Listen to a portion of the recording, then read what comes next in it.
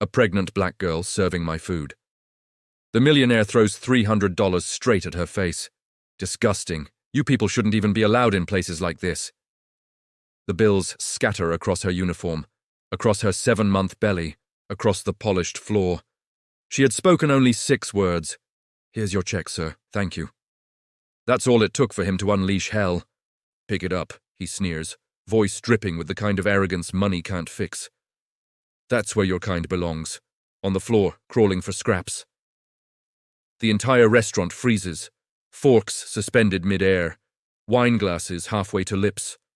Wealthy diners pretend not to stare, though every single one of them is listening, a couple snickers behind their hands. No one gets up. No one says a damn thing. A millionaire just humiliated a pregnant black waitress, but none of them knew what was coming. Because in just a few moments, this same man would be the one speechless, shaken, stripped of his power. And it all started with 5 words she hadn't spoken yet. Her name is Hope Williams, 27 years old, 7 months pregnant, and working the kind of shift that grinds you down to the bone. The Sterling Room sits in the heart of Atlanta's wealthiest district, Buckhead. Sparkling chandeliers, velvet booths, entrees priced like mortgage payments. You walk in here, you either own half the city or you're serving the ones who do. Hope adjusts her apron over her belly, her ankles swollen, her back aching. She's been on her feet nearly 10 hours. One more table, one more hour. Then she can go home, soak her feet, and put a few more dollars toward her nursing school dream. Her father told her once, right before cancer took him, "Never let anybody tell you you're less than them." She lives by those words, but she has no idea that tonight will test them harder than anything before. At 9 p.m., the host approaches her with a tight smile. "Hope, you've got table 14 tonight." Her stomach drops. Table 14, the VIP booth, the one servers fight over for the tips but lose sleep over because of the egos that sit there. She doesn't know. The man waiting at that table has destroyed 6 careers before hers. You'll see exactly how he walks in like he owns the world, and why this night becomes the one he never forgets. Preston Caldwell III arrives at 9:28 p.m., late and loud. The kind of entrance men make when nobody has ever told them no. He's 55, tanned like he lives on a yacht, silver hair slicked back, and wearing a suit that probably costs more than Hope's entire car. A Rolex flashes on his wrist with every arrogant gesture. 3 associates trail behind him like shadows. They're already buzzing with expensive laughs, the kind that says rules don't apply to us. They sit without waiting for the hostess. Of course they do. Hope approaches with a steady breath. "Good evening, gentlemen. My name is..." Caldwell snaps his fingers, snaps, at a pregnant woman. "Bourbon, neat, top shelf, and don't make me wait." "Yes, sir." She doesn't flinch. Not even when he waves his hand dismissively like she's background noise. She's seen rude customers before, seen men talk to her like she's invisible. But something about Caldwell's eyes, the coldness, the entitlement, it sets her nerves buzzing. She returns quickly with the bourbon. He takes a sip and sneers theatrically. "Too cold." He ordered it neat. No ice, no chill, no reason to complain. But she apologizes anyway because that's part of the job. Keep the peace, keep the tip, keep the night moving, except nothing moves with this man. Every dish is too salty, too bland, too warm, too cold. Every answer she gives is too slow. Every step she takes is too loud. His associates stare at their plates, pretending this is normal, pretending they're not embarrassed, pretending they're not afraid to speak up. At 9:42 p.m., Hope brings the check, $196. Caldwell smirks, pulls out a thick stack of bills, and with a flick of his hand, throws them at her face, again. Bills floating, fluttering, landing on her chest, her belly, her shoes. "Maybe now you can buy something decent for that baby." Someone gasps. Someone whispers, "Oh my God." Phones rise, and then comes the word. The one soaked in centuries of hate. Hope freezes, hand on her belly, eyes on his, not a tear, not a flinch. 43 seconds of silence. 43 seconds that will blow up the internet the next morning, because the truth hits social media, and that's when the millionaire's empire starts to crack. Hope doesn't say a single word. She bends down slowly, gathering the bills from the polished marble floor, one by one, calm, steady, like she refuses to give him the show he wants. Caldwell looks away first, but someone else is looking. At a nearby table, a couple sits frozen, Raymond and Lisa Torres, both stunned, both furious. They catch the entire moment. Lisa whispers, "Is anyone gonna say something?" But the room stays silent. Wealthy folks don't like messing with wealthy problems. In the corner, a diner named Derek Brown has his phone out, recording. He captures 43 seconds, Hope standing still, Caldwell's vicious slur cutting across the room. That video becomes the spark that lights everything. Hope finishes her shift in total silence, the kind that punches holes in your stomach. She walks to her old Toyota, sits behind the wheel, and lets herself finally breathe. Home is a small apartment with creaky floors, peeling countertops, and her mother's medication bottles lined up like soldiers. Gloria lifts her head from the couch as Hope enters. "Baby, you're home early." Hope forces a smile. "Just a rough night, Mama." Gloria looks at her the way only a mother can, straight through the brave face. "What happened?" Hope doesn't answer, not yet. She sinks onto the couch, her back screaming, her feet throbbing. Her baby kicks as if sensing the tension. She doesn't know that by sunrise her life will split into 2 chapters. Before the video, after the video. At 8:14 a.m., Derek posts it. No filters, no edits, just the raw truth. "This happened tonight at the Sterling Room. Share this everywhere." And the internet does exactly that. By noon, 40,000 views. By dinner time, 500,000. By midnight, 1.2 million. People are outraged. Some cry watching it. Some are furious. Some are ready to march right into the restaurant. But others, predictably, show their true colors. What did she do to provoke him? She probably wanted attention. Servers these days act entitled. Hope's phone doesn't stop buzzing. She finally tosses it into a drawer just to get some air. But before she shuts it off, one final message from an unknown number pops up. "Drop this now. You don't know who you're messing with." Her blood runs cold. The restaurant tries to silence her, and what they do next almost breaks her completely. By the time Hope turns her phone fully off, the video is everywhere. Facebook, Twitter, TikTok, news blogs. People are tagging civil rights groups, calling for boycotts, demanding answers. But the Sterling Room, they act like nothing happened.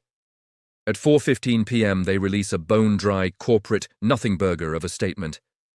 "We are aware of the incident and are reviewing the matter internally." No name, no apology, not one mention of the slur. Hope feels sick reading it. The restaurant she worked her heart out for, the one she never once called in sick to, has already left her out in the cold. The next morning at 9:02 a.m., her manager, Victor Stanton, calls her. He clears his throat like he's talking around the truth. "Hope, we need to discuss your schedule. Temporarily." "Temporarily how?" she asks. "Well, due to the media attention, we're reassigning your section, effective immediately." Her jaw tightens. "You're punishing me because he humiliated me?" Victor sighs. "Caldwell Holdings is a major investor. We're navigating a sensitive situation. You must understand." "No," she cuts in. "I don't." But Victor keeps going, voice flat and corporate now. "I can't guarantee your hours going forward." She ends the call. Her chest feels tight, as if someone is sitting on it. By late afternoon, reporters camp outside the restaurant. People protest on the sidewalk, holding signs that read, "Justice for Hope." "Stop protecting abusers. We saw the video." Inside her apartment, Hope tries to avoid the noise, until she sees a comment buried deep under thousands of others. "This happened to my sister 2 years ago. Same restaurant. Same man." Hope stares at the message like it's a secret being whispered just for her. Same man. Same behavior. Same silence. How many others? That night she sits at the kitchen table, calculator in hand, bills spread like a storm around her. Rent, utilities, medical costs, prenatal vitamins. Every number seems bigger than her future. She does the math twice. 3 weeks. That's how long she can survive without her job, Her baby kicks again. Another reminder she can't afford to fall apart. She stares at the ceiling and whispers, "What am I supposed to do?" Outside, the city hums like it doesn't care. But someone out there does care, someone who has already started digging into Caldwell's past. Hope just doesn't know it yet. Where the investigation begins, and a journalist uncovers something the millionaire prayed would stay buried forever. Across Atlanta, in a small office packed with old case files, half-dead plants, and two overworked interns, investigative journalist Diane Morrison watches the viral clip for the first time. She doesn't blink, doesn't move, doesn't even breathe until the silence at the end hits. Diane has been chasing stories for 15 years. She's uncovered predatory landlords, corrupt commissioners, and a church embezzlement scandal so wild it made national headlines. But something about this video hits her different. Maybe it's Hope's stillness. Maybe it's the word Caldwell spits out like poison. Maybe it's the look in his eyes, like he expects the world to bend around him. Diane rewinds the video twice, then leans back in her chair. "This isn't the first time he's done this," she murmurs. And she's right. By midnight, the clip has hit 2.3 million views. By morning, Justice for Hope is trending across the country. Diane begins digging. She calls contacts at restaurants, private clubs, and hotels. She emails former Sterling Room employees. She taps into HR whisper networks, managers who have seen things, but never said them out loud. Slowly, a pattern emerges. A name keeps coming up. Preston Caldwell. A man with money, connections, and a habit of treating women, specifically black women, like disposable props. Hope's phone buzzes again that evening. It's a text from an unknown number. "Stay quiet. You won't like what happens next." She deletes it, but her hands tremble. Later that night, the news plays her image. The still frame of her standing there, money scattered at her feet. Her mother gasps softly from the couch. "Baby, what is all this?" Hope finally breaks. She tells her everything. The slur. The thrown money. Her job being pushed aside like she doesn't matter. Gloria listens quietly, tears welling. "Oh, baby, you didn't deserve any of that." Hope lays her head on her mother's shoulder, and for the first time since the incident, she cries. Meanwhile, Diane gets a phone call from a source inside the Sterling Room. I need to talk," the voice whispers. "But I can't be seen with you, they'll fire me." "Tell me what you know," Diane says gently. "There were other complaints. 6, at least 6, all covered up, all involving Caldwell." Diane's heart kicks like a drum. 6. This is no coincidence. This is a pattern, and she's about to prove it. Uncovers the hidden files, the buried HR complaints that expose Caldwell's darkest secret. Diane meets her anonymous Sterling Room source in a dim parking garage, level 3, behind a concrete pillar. Very movie-like. But the fear is real.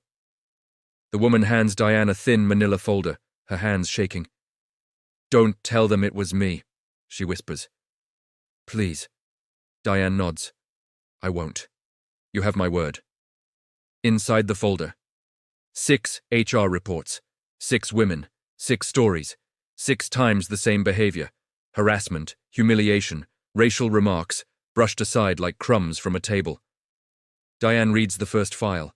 In 2018, a young hostess correcting Caldwell's order. He calls her a slur. Case closed, no action required. Next file. 2019, cash thrown at a server.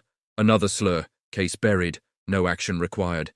2020, a bartender grabbed by the wrist so hard she bruised. Again, no action required. By the time Diane reaches the 6th file, her stomach twists. Every complainant is a black woman. Every case vanished into HR oblivion. Then she notices something else. Pages missing. Pages 4 through 6 of the 2019 complaint are ripped out. Not misplaced, not misfiled. Ripped. Someone had deliberately removed the most damaging parts of the file. Witness statements, details, timelines, names. Evidence. This wasn't negligence. This was a cover-up. Diane tucks the folder into her bag and heads straight to her office. She scans everything, makes backups, and phones her most trusted colleague. This is bigger than a viral video, she says. This is systemic, this is intentional, and someone in that restaurant helped make it happen. Meanwhile, Hope is at home calculating bills. Rent, $200, her mother's medication, $800, utilities, groceries, prenatal vitamins. Her savings won't last the month. Her stomach tightens, not from hunger but dread. Her baby kicks, a tiny foot pressing against her ribs, as if reminding her what she's fighting for. That evening, Diane calls her. Hope, I need to meet with you. I've found something big. Hope hesitates. I don't know how much more I can take. I understand, Diane replies softly. But this isn't just about you anymore. There are other women, and they were silenced. Silenced. That word rings in Hope's chest like a warning bell. How many? She whispers. At least 6 that we know of. Maybe more. Hope closes her eyes, breathes slow, her father's words echo again. Never let anyone make you feel less than you are. This fight isn't just hers anymore, reveals the first former victim, someone who has waited 5 long years to tell her story. Diane doesn't waste a minute. She tracks down the first woman from the HR files, a name she recognizes from a brief note scribbled in the margin. Kesha Brown. She's 31 now, living on the east side of Atlanta, working 2 part-time jobs after leaving the restaurant industry for good. Diane meets her at a quiet cafe, neutral ground, warm lighting, no chance of Sterling Room staff walking in. When Kesha arrives, she looks nervous, not ashamed, nervous in the way people get when they're about to open a wound they thought had finally scarred over. Diane introduces herself gently. I'm not here to pressure you. I just want to hear your truth. Kesha nods slowly, and then she begins. And then, it happened 5 years ago, she says, her voice low. He, Caldwell, walked in like he owned the whole building. I seated him at a window table because the corner booth was taken. He didn't like that. She pauses, gripping her coffee cup so tightly her knuckles turn white. He threw money at me, like I was trash, called me a name I still hear in my sleep. Her eyes fill. I filed a report. I thought HR would help me, but 2 weeks later, they fired me. Diane's chest tightens. What reason did they give? Kesha gives a hollow laugh. Personality conflict. She wipes her eyes. I spent years thinking it was my fault, that maybe I overreacted, that maybe I deserved it. No, Diane says firmly. You didn't. Kesha lets out a shaky breath. I thought I was the only one. A lot of women felt that way, Diane replies, because the restaurant made sure of it. Kesha stares at her, eyes widening. There's more of us? Yes, Diane says softly. And you're the first who was brave enough to speak. That hits Kesha hard. She straightens her shoulders. Then I'll testify. I'll tell the truth. I'm done being quiet. Diane records her full statement, with permission. For the first time in years, Kesha's voice sounds steady, confident, whole. Meanwhile, Hope sits in her small apartment, cradling a cup of tea while her baby kicks rhythmically. She hasn't spoken to Diane since their last call. But when her phone buzzes and she hears the update, hears about Kesha, her throat tightens. She's not alone. Not anymore. And something inside her, something heavy, tired, and afraid, finally begins to crack open into something else. Strength. Where the smoking gun appears, financial records proving Caldwell paid women to disappear. 3 days later, a plain, unmarked envelope shows up at Diane's office. No return address, no handwriting. Just her name typed neatly across the front. Inside, 37 pages of internal financial records from Caldwell Holdings, bank statements, wire transfers, settlement agreements, notes disguised as consulting services, and miscellaneous vendor payout. Diane's heart pounds. This isn't just proof, this is dynamite, she calls Hope immediately. We need to meet. Bring someone you trust. Hope brings her mother. Diane spreads the documents across a conference room table like puzzle pieces. Look, she says, pointing to the first highlighted line. March 2019, $75,000, labeled as consulting services. Recipient, a former Sterling Room hostess. Hope's pulse quickens. Next page. July 2021, $120,000. Same memo, different woman. Next. September 2022, $95,000. Same memo, same pattern. Nearly $300,000 total, paid to silence black women. Hope feels her breath catch. How did you get this? She whispers. Anonymous source, Diane says. Someone in his company processed these payments for years. They finally spoke up. Terrence Grant, the civil rights attorney who agreed to take Hope's case, joins them, flipping through the pages with the sharp eye of someone who smells a legal victory before it's fully formed. These NDAs are sloppy, he mutters. They prohibit public statements, but they don't stop testimony in an official government proceeding. So they can talk? Hope asks. Under oath, Terrence nods, and legally, none of these women can be silenced anymore. Hope presses a hand to her belly as her baby shifts. For the first time since the nightmare began, she feels something not rooted in fear or stress, something almost unfamiliar. Hope. Diane continues. This isn't just about a man acting out. This is a system, a cover-up. The Sterling Room protected him. Caldwell Holdings paid off victims. HR buried complaints. Gloria places a warm hand on her daughter's shoulder. Baby, this is bigger than you know. Hope swallows hard. I didn't ask for any of this. No, Terrence agrees, but you're the one strong enough to stand through it. And now, the evidence is undeniable. The system that tried to break her just handed her the keys to expose everything. Takes this fight public, because once the news airs, the city of Atlanta erupts and Caldwell's empire starts to crumble. Diane doesn't waste a second. She takes the financial records, the 6 HR complaints, and Kesha's testimony straight to her news director. After one look at the stack of evidence, he calls an emergency meeting. Within hours, the station greenlights a primetime investigative special. A pattern of silence, the Caldwell Files. They edit the CCTV footage from the Sterling Room, clearer, closer, capturing every second of Caldwell throwing money at a pregnant woman. The slur echoes through the audio like a slap. They include the HR documents. They include the settlement payments. They include Kesha's trembling but determined voice saying, "He ruined my job, my confidence, and nobody protected me. Nobody." When the special airs, the city of Atlanta sits up straight. People stop mid-bite at dinner. Phones buzz across living rooms. Church groups text each other. Civil rights organizations issue statements before the segment even ends. Twitter catches fire. TikTok stitches the news report into thousands of reaction videos. Facebook groups organize boycotts.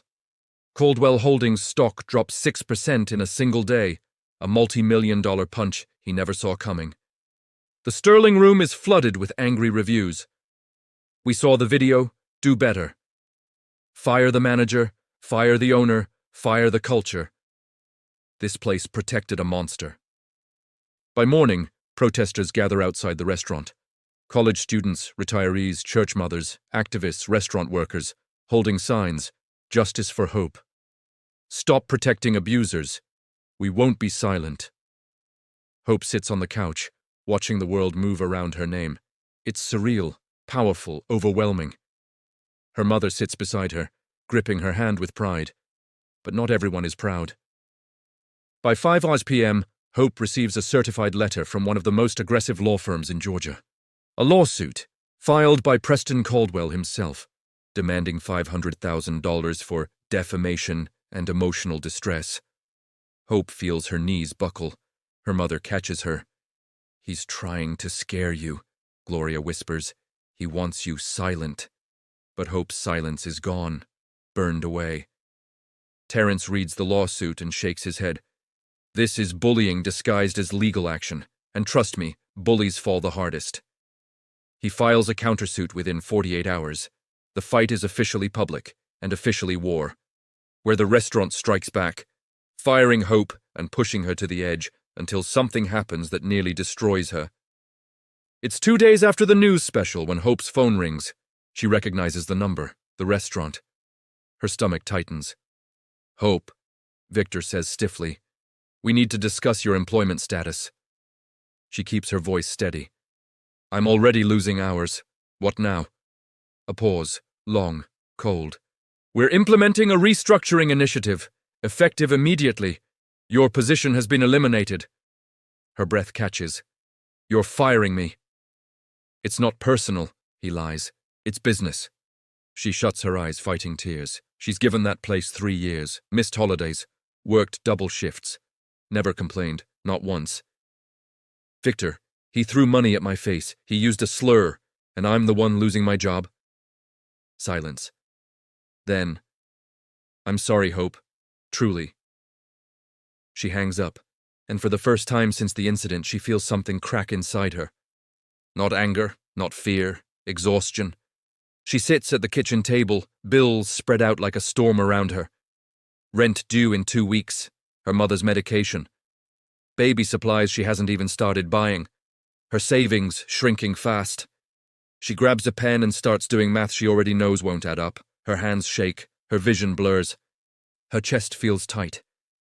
Then, in the middle of her spiraling thoughts, a crash, her mother. Hope rushes down the hallway to find Gloria collapsed on the bathroom floor, her skin cold, her breathing shallow. Mom! Mama! Stay with me! Hope calls 911 with trembling fingers. The ambulance arrives in minutes. The ER is chaos, bright lights, beeping machines, nurses rushing past. They stabilize Gloria, but the doctor's words slice through Hope like glass. Had you arrived 10 minutes later, she wouldn't have made it. Hope sinks into a plastic chair in the hallway, face in her hands. Then her phone buzzes. Another message from an unknown number. Back off, this is your last warning. Something inside Hope breaks wide open. She leans her head back against the wall, tears streaming silently, and whispers, I can't take this anymore. I can't. For the first time in her life, Hope Williams wants to quit, disappear, erase herself from this nightmare. But the world has other plans, and someone is about to step into her life, someone who will change everything. Introduces the civil rights lawyer who refuses to let Hope fall. Because he's seen this story before, and this time he's ready to fight back. Hope sits alone in the dim hospital hallway, staring at the vending machine's reflection instead of facing her own thoughts. Her mother is stable now, but the fear still clings to her like a second skin. She doesn't hear footsteps approaching until someone clears his throat gently. Ms. Williams? Hope lifts her head. A tall man in a navy suit stands before her, polished shoes, worn briefcase, eyes kind but sharp. The kind of man who walks into a courtroom like he owns every inch of it. I'm attorney Marcus Ellison, he says, offering a small, steady smile. Diane Morrison reached out. She told me what happened. Hope brushes a tear with the back of her hand.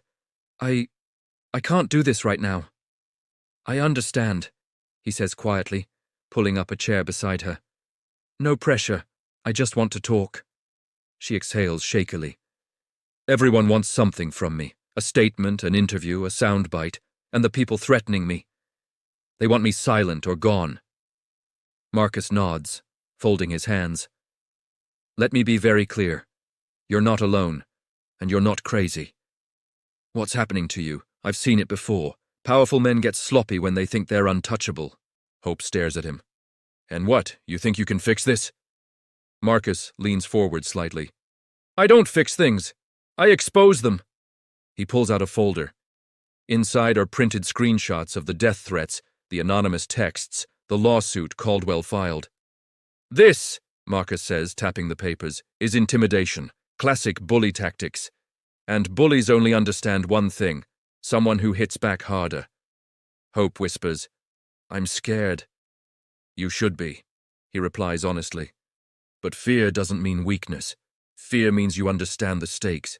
He slides another document toward her. A draft of a civil rights lawsuit. Multiple victims, a pattern of racial harassment, retaliation, wrongful termination, intimidation, a cover-up involving money and corporate executives. Hope stares at the pages, like they're written in another language. No one's ever stood up to him, she murmurs. Marcus nods. That's why he keeps doing it. Her throat tightens. I just wanted a quiet life, a normal job, a chance to raise my baby. And you will, he says softly, but right now. You have an opportunity to protect not just yourself, but every woman he ever hurt. and the ones he hasn't gotten to yet. Hope closes her eyes, feeling her baby shift inside her. Then she looks up, stronger than before. "What do you need from me?" Marcus smiles. "Your truth and your courage. I'll handle the rest." For the first time in days, Hope's breathing evens out. She hasn't won, but she's no longer losing, where the case explodes. Because when the Attorney General gets involved, Caldwell realizes his empire is seconds from falling apart. By the next morning, Marcus has already filed the paperwork. Hope's case isn't just a lawsuit anymore. It's a legal earthquake rolling straight toward Preston Caldwell. Within 72 hours, the documents leak. Local news picks it up first, then national outlets, then international headlines. Millionaire accused of pattern of racial abuse. Restaurant chain under fire for cover-up. Pregnant server becomes face of civil rights battle. Caldwell's PR team goes into panic mode.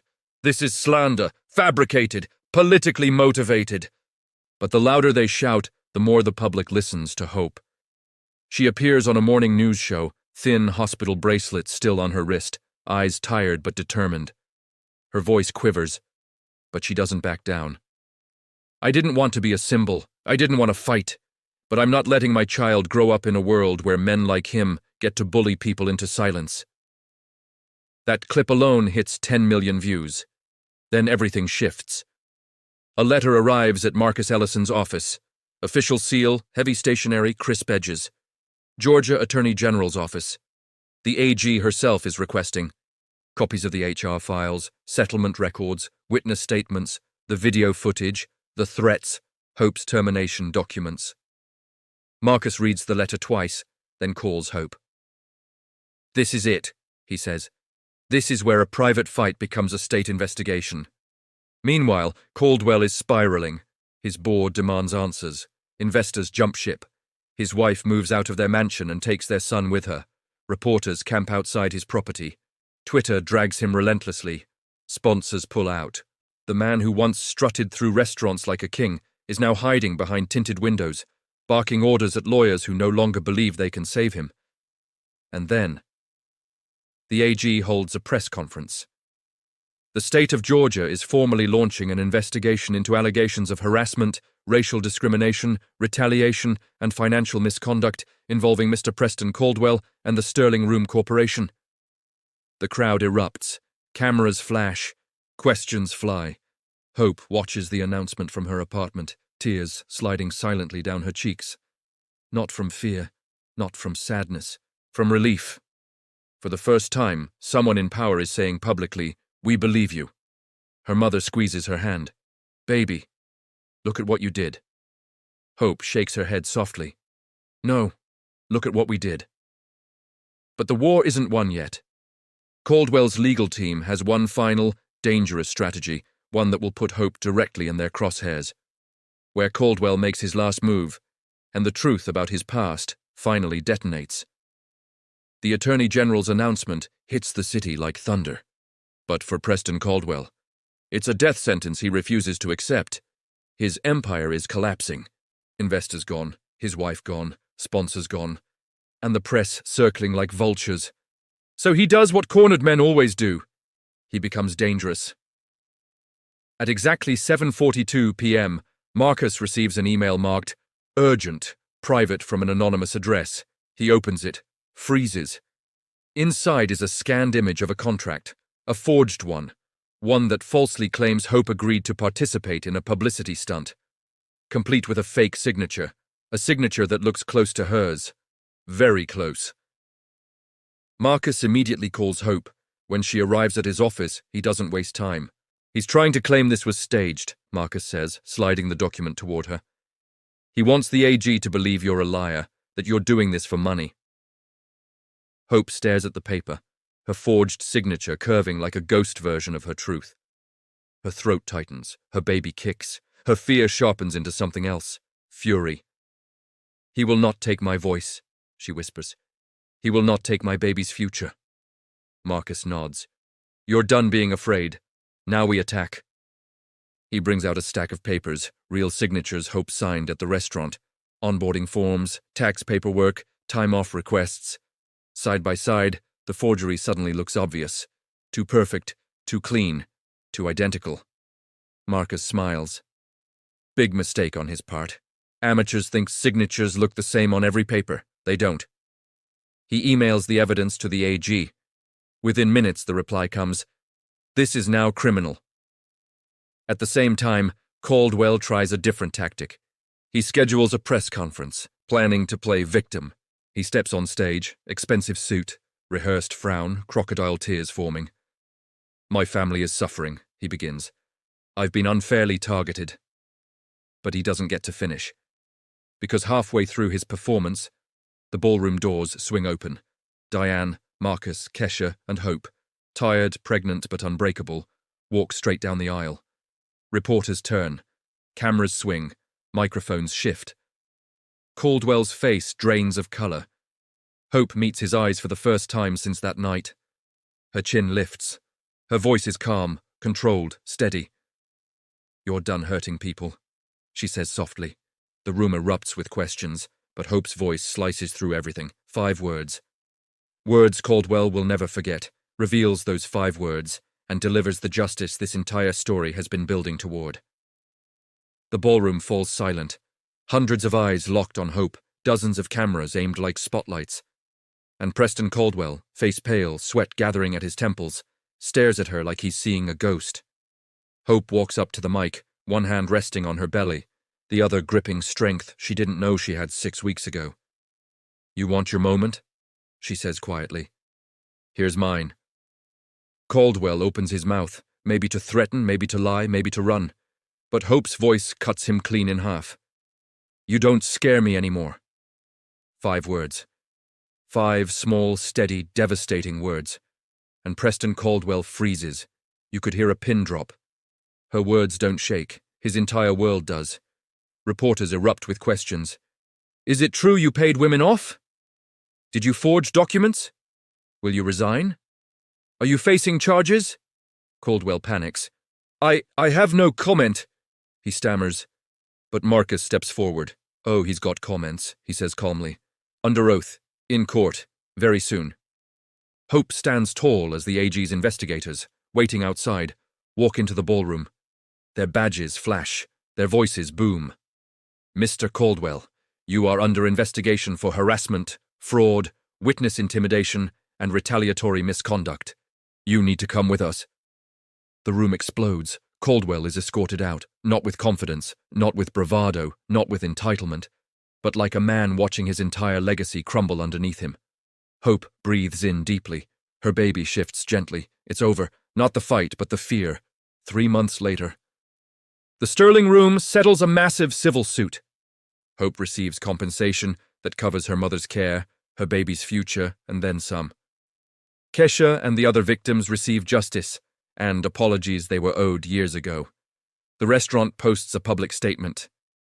"We failed these women. We are rebuilding from the ground up." Caldwell, he faces criminal charges, financial ruin, and social disgrace. His empire is dust. On a warm Tuesday morning, Hope holds her newborn daughter, tiny fingers curled, soft breaths warming Hope's chest. Gloria sits beside her, smiling through tears. "You did it, baby," she whispers. "You fought for her before she was even born." Hope kisses the newborn's forehead. "No," she murmurs, "she fought with me." A knock sounds at the door. Marcus, dropping off final paperwork. He smiles at the baby. "What's her name?" Hope looks down, eyes glowing. "Grace," she says, "because she saved me." She steps onto her porch, letting the sunlight hit her face, letting the world feel less heavy for the first time in months. Her life isn't perfect, but it is hers again. And no one, not money, not power, not a monster in a suit, will ever take her voice away again. If this story moved you, don't just scroll away. Hit that like button, drop a comment for Hope, and share this video so more people understand what real courage looks like. And if you want more stories where justice wins and hearts rise, make sure you subscribe and turn on notifications. Your support keeps these stories alive. Just when you think kindness goes unnoticed, fate proves otherwise. A billionaire, famous, feared, and known for firing chefs on the spot, takes one bite of a dish so perfect it stops him cold. He demands to meet the genius in the kitchen, but the staff doesn't point to a chef. They point to the quiet black girl mopping the floor, the one nobody ever bothered to look at twice. What happens when a billionaire discovers the world's greatest cook has been hiding in plain sight? And what secret is she desperate to keep buried? Click the next video to find out. This story will grab your heart from the very first line.